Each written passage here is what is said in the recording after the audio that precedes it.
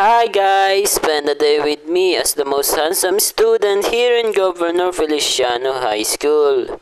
So I start my day here in my school, writing in my notebook, at hindi pala ako nagsusulat dyan kundi nagdodrawing ako ng mga teeth.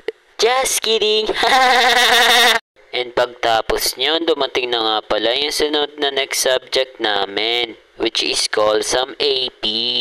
So yan, pagtapos ng AP, dumating na nga pala si Sir na galing sa Math and we're learning ABCD. So ayun, labasan na namin kaya umuwi na kami. So kasama ko nga pala dito si Daniel Padildogs kasi pupunta kami ng Mr. DIY para bumili ng ballpen lang. And after a long lakad-lakad, nakarating na rin kami dito sa Mr. DIY. And we go to second floor para hanapin yung ballpen na paborito ko.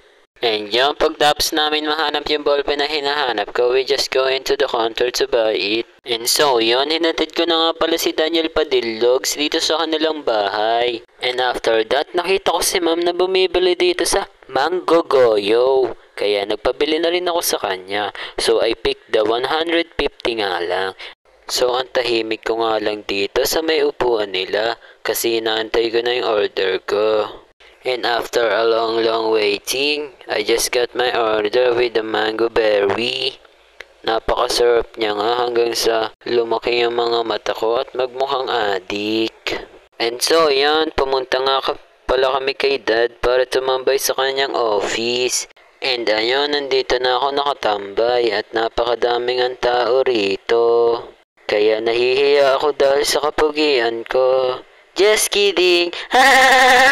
And so yun, dito na po natatapos ang ating munting mini vlog. Hanggang sa muli, paalam!